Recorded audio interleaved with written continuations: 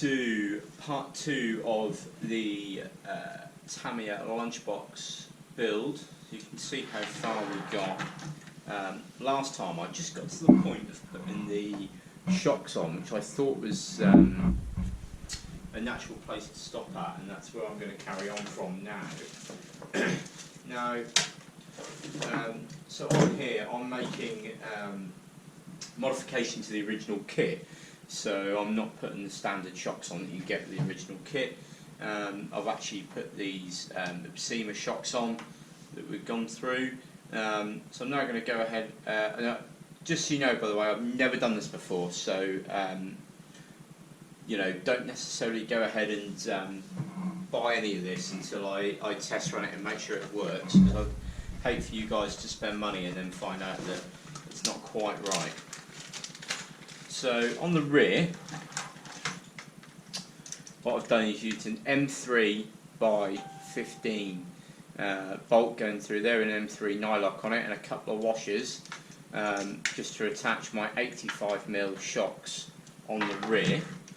Now to attach them onto the top, we're going to use the supplied L brackets, and if you remember rightly, I said that I bought some additional ones of them. So you need to hold them in place. I believe I should hopefully have some additional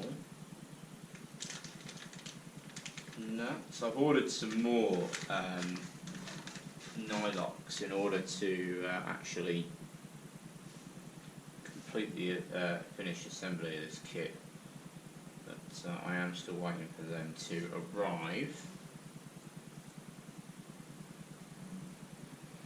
Okay, so get the first one off in here.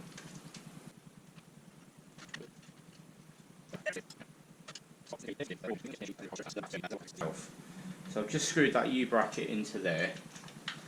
I'm going to bring my shock up like so, like that, and then I'm going to put another bolt through there and hold that into place, and that's that shock attached.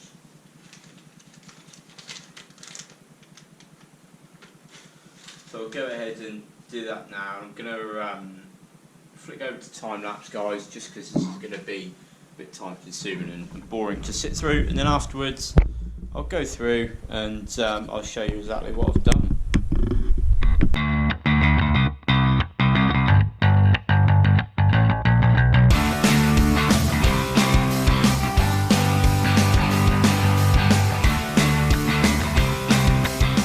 Okay guys, so that's the shocks on, and I can't fully complete the shocks at the minute. I'm waiting for some more nuts and bolts to turn up. If you can see at the front, I've used these U-clips, or U-brackets, sorry, in there, and then put the shock through that, rather than the shock travelling up through here. I've done exactly the same on the rear. The only thing left to do now is to mount this fifth shock on here. Now I just haven't got the bolts with me at the minute to do that, waiting for them to be delivered. I've got the wheels on, and it's actually all up and running now as far as steering and my throttle. You can see that diff working there nicely.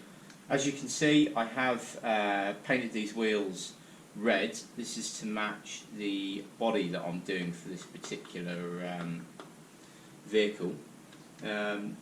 So once I'll probably do the body as a separate part or as a separate video, because I'm going to be putting hopefully fully functioning lights in that, so I'll be able to show you that. However, the body isn't finished, so I'll show you guys where I'm up to, but please bear in mind this isn't finished. I've also not had the best conditions to paint this in. I'm not overly pleased with the paint job at the minute, but this is where we're up to. So a lot of you guys out there can probably guess what theme I'm going to be going for. snapped into place. Now it's obviously got none of the nice bits on it, like the windows installed, the bumpers and things like that, because I'm still going through the process of clear coating this body. But here we are, this is part 2, it's a little bit short, but that's where we are.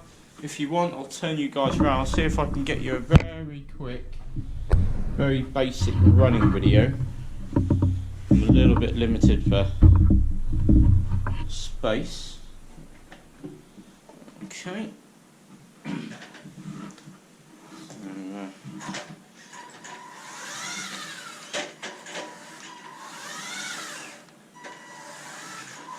So we've got a reasonable turning circle there. So I'll turn her around, I'll bring her towards us, and I'll show you just how easily this wheelies with the mods that I've made. You ready?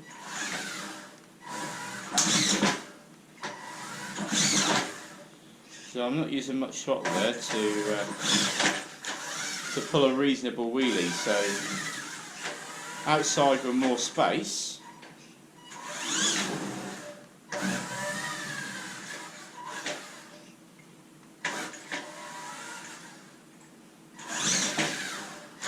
we should be able to have a good laugh. Right guys, I'll leave it there. Thank you very much for watching. If you haven't done so, check out part 1. Also please subscribe, stay tuned, hit that notification button for part 3.